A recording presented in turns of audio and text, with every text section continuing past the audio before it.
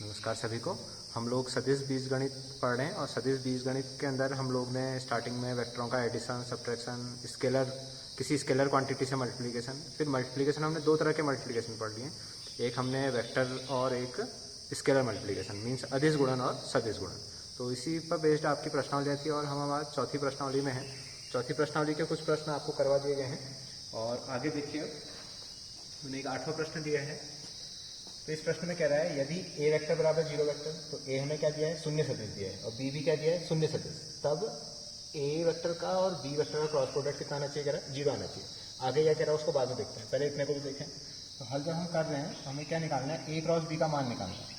तो A vector cross B vector, अगर मुझे ए और बी आई जे के फॉर्म में दिए होते तो मैं क्या बनाता है, एक सारणिक बना के आई जे के लिख लेता है। लास्ट क्वेश्चन में आपने देखा है, लेकिन यहाँ तो कुछ दिया नहीं, तो हम लोग ने ए क्रॉस बी का सूत्र पढ़ा है। क्या सूत्र है वो, पहले वेक्टर का मापांक, दूसरे वेक्टर का मापांक, उन दोनों के बीच में जो कोण हो उसका साइन, और एक ये सदिश गुणन है इसलिए एक दिशा भी देनी पड़ेगी। और दिशा कौन सी होती है, ए और बी दोनों वेक्टरों के लंबवत, जिसको आपने देखा है कि उसको किससे रिप्रेजेंट किया जाता है, एन से। तो सूत्र तो यह है। अब इस समय हमें क्या दिया है, यदि ए वेक्टर बराबर 0 वेक्टर, अगर ए वेक्टर किसी सदिश को वो 0 वेक्टर देता है तो मैं समझता हूँ कि उसका मापांक क्या होगा, शून्य होगा। और अगर ए का मापांक शून्य हो गया, आगे कुछ हो भी जाए, तो A vector cross B vector equal to 0 ये क्वांटिटी आ जाएगी, आगे से डायरेक्शन है। तो जीरो की जब डायरेक्शन आ जा रही है तो उसको हम लोग सिंपली 0 स्केलर नहीं, वो क्या बनेगा, 0 वेक्टर बनेगा। इस चीज़ का ध्यान देने वाली बात है। ये क्या है उसका, ये जो सदिश लिखा है ये उसका मापांक है, ये उसकी दिशा है। जब ए का मापांक शून्य हो गया तो ये मापांक कितना हो गया, शून्य हो गया, दिशा कुछ ना कुछ रहेगी। तो शून्य मापांक है, दिशा कुछ है, ऐसे सदिश को आपको बता रखा है कि क्या कहते हैं, शून्य सदिश। इसलिए ए क्रॉस बी की वैल्यू क्या आई, 0। सही है। आपने कहा यदि बी वेक्टर बराबर 0 वेक्टर लेते हैं हम लोग, तब क्या आ जाएगा, बी का मापांक शून्य आ जाएगा। अगर बी का मापांक शून्य आएगा तब भी क्या आएगा, ए क्रॉस बी का जो मान आएगा वो क्या आएगा, शून्य सदिश। शून्य सदिश आने का तरीका फिर वही, सूत्र में मान रखेंगे तो हम लोग जल्दबाजी में 0 लिख सकते हैं, लेकिन ध्यान दीजिएगा 0 नहीं, 0 सदिश आएगा। तो ये बात तो सही होगी कि अगर ए और बी 0 शून्य सदिश हैं तो ए क्रॉस बी भी क्या होगा, शून्य सदिश। अब क्या कह रहा है, क्या विलोम सत्य है, विलोम का मतलब क्या हुआ, विलोम का मतलब क्या लेके चलेंगे। अभी हमने क्या किया था, ए क्रॉस बी का मान निकाला था। अब हम क्या लेके चलेंगे, ए क्रॉस बी बराबर 0 लेके चलेंगे। विलोम जब लेके चलेंगे तो ए क्रॉस बी बराबर 0 ये क्या है, लेके चलेंगे, और देखेंगे कि ए और बी के बारे में क्या आउटपुट आता है। तो क्या आता है, इसका फिर से सूत्र लिखा, mod A mod B sine theta n cap बराबर 0। अब समझिए ये शून्य सदिश है और ये कुछ ना कुछ मापांक और ये दिशा। तो इस शून्य सदिश के बारे में क्या पढ़ा है कि शून्य सदिश का मापांक शून्य होता है। तो इस सदिश का मापांक कौन है, mod A mod B sine theta बराबर क्या हो जाएगा, 0। ये मापांक है इसलिए ये 0 है, पहले वेक्टर था इसलिए 0 वेक्टर था। अब इसके बाद ये तीन क्वांटिटियां हैं, इनका प्रोडक्ट 0 है, तो क्या हो सकता है, या ये रिजल्ट, या ये रिजल्ट, या साइन थीटा बराबर 0। अब इनका एनालिसिस करते हैं कि क्या क्या हो सकता है। अगर किसी सदिश का मापांक शून्य है तो वह सदिश क्या होगा, शून्य सदिश। या फिर क्या बनेगा, याले से बी एक शून्य सदिश आएगा। यहाँ से क्या आएगा, लेकिन अगर साइन थीटा इक्वल टू 0 तो कोण कितने का होगा, साइन के लिए 0 कितने में होती है, आप देखोगे थीटा के लिए 0 कह सकते हो, पाई कह सकते हो, 2 पाई 3 पाई कुछ भी हो सकता है। तो मैंने फिलहाल अभी क्या लिख दिया, थीटा इक्वल टू 0 डिग्री। और इसका मीनिंग जब 0 डिग्री पाई 2 पाई ऐसे रिजल्ट आप देखोगे तो वह क्या इंडिकेट करेगा इस समय कि ए और बी दोनों सदिश क्या है, समांतर है। ये जो दो लाइनें खींची हैं किसको इंडिकेट कर रही हैं, समांतर को। जब दो सदिशों के बीच में कोण 0 डिग्री, एक सदिश है दूसरे सदिश भी इसी दिशा में गया, या फिर 0 डिग्री का कोण, दोनों एक ही दिशा में तो इन दोनों के बीच का कोण 0 डिग्री, और दोनों एक दूसरे के विपरीत दिशा में तो दोनों के बीच का कोण पाई डिग्री। तो ये 0 डिग्री या पाई डिग्री कुछ भी हो तो वहाँ से क्या समझ में आ रहा है कि दोनों वेक्टर क्या है, समांतर है। लेकिन वो विलोम जो लिख रहा था उसमें क्या दिया है, ए क्रॉस बी 0 दिया है, और आउटपुट हमारे जब उल्टे चलेंगे तो हमारे पास दो ही रिजल्ट आएंगे, या तो ए 0 वेक्टर या बी 0 वेक्टर। लेकिन आप देख रहे हो जो मैंने अभी कंडीशन लिखी है उसमें बाद 3 कंडीशन आई, ए 0 वेक्टर हो भी सकता है, बी 0 वेक्टर भी हो सकता है, लेकिन तीसरी कंडीशन ये भी तो हो सकती है कि वो दोनों वेक्टर समांतर हो। ठीक, तो विलोम सत्य होना जरूरी नहीं है। क्यों, दो शून्य सदिश नहीं भी होंगे तब भी उनका सदिश गुणन पर शून्य सदिश आ सकता है। फिर वो कह रहा है उदाहरण सहित अपने उत्तर की पुष्टि कीजिए।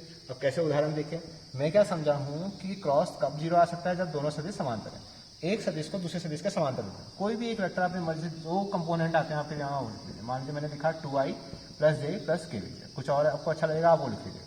लेकिन जब दूसरा सदिश उसके समांतर लिखना है तो दूसरा क्या लिखेगा, इसकी कोई प्रपोर्शनल लिखेगा, मीन्स उसका 2 जा 3 जा 4 जा कुछ रिजल्ट। ठीक, मैंने इसका दुगना लिख दिया। दुगना लिख दिया तो क्या बन जाएगा 4i plus 2j plus 2k। और यही क्यों लिखा, क्योंकि मुझे पता है यार मैंने कौन सी कंडीशन यूज करनी है, समांतर वाली। अब आप इनका ए क्रॉस बी निकाल के देखिए। ए क्रॉस बी आई जे के फॉर्म में जब हम निकालते हैं तो क्या करते हैं, एक सारणिक बनाते हैं। आई जे के लिखेंगे, पहले वेक्टर के कंपोनेंट 2 1 1, दूसरे वेक्टर के कंपोनेंट 4 2 2।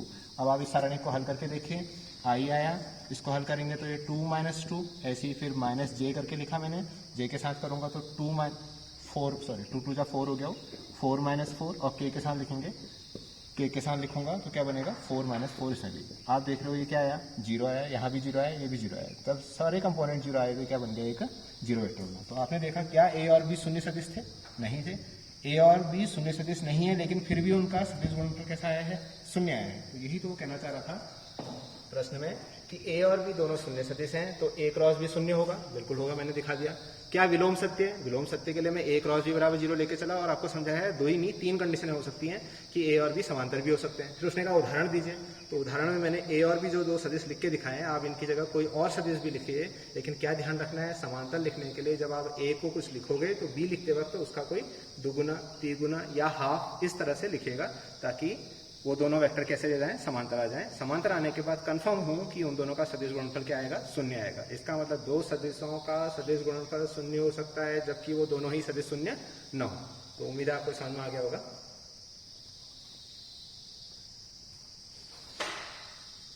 देखिए एक त्रिभुज का क्षेत्रफल ज्ञात करना है जिसके शीर्ष ए बी सी इस तरह से लिखे हैं, तो हम हल करते हैं। तो बिंदु जब हमें देगा तो हम लोग क्या करेंगे, वेक्टर पढ़ रहे हैं तो वेक्टर में हम लोग को उस बिंदु के स्थिति सदिश लिखने पड़ेंगे। तो हम क्या लिखेंगे, ए का स्थिति सदिश, जिसे इंग्लिश में पोजीशन वेक्टर कहते हैं। तो स्थिति सदिश आपको बताया था जब परिभाषा बताई थी, स्थिति सदिश क्या होते हैं, मूल बिंदु के सापेक्ष स्थिति देखेंगे तो वो स्थिति सदिश का नाम आएगा ओ ए, क्योंकि पॉइंट का नाम ए है तो कहाँ से मेजर करते हैं, कहाँ, मूल बिंदु से। मूल बिंदु को ओ कहते हैं, तो ओ ए क्या बन जाएगा, I 1j और 2k। ऐसी क्या बन जाएगा, दूसरे सदिश का नाम आ जाएगा OB, OB आ जाएगा 2i plus 3j plus 5k। ऐसी फिर OC क्या आ जाएगा आपके पास, I plus 5j plus 5k। फिर उसके बाद त्रिभुज का क्षेत्रफल निकालने, तो शीर्ष है तो उसके जो सूत्र हमने पढ़ा है त्रिभुज के क्षेत्रफल का, मान लीजिए इस तरह से हमारे पास ये ABC होते तो हमने क्या पढ़ रखा है, कोई भी दो एडजेसेंट भुजाएं, संलग्न भुजाएं लेनी होती है। अगर मान लीजिए मैं इस तरह से समझ रहा हूँ तो मुझे कौन कौन सी भुजाएं चाहिए पड़ेंगी, ए बी और ए सी। आप कुछ और भी ले सकते हो लेकिन संलग्न लेनी होती है।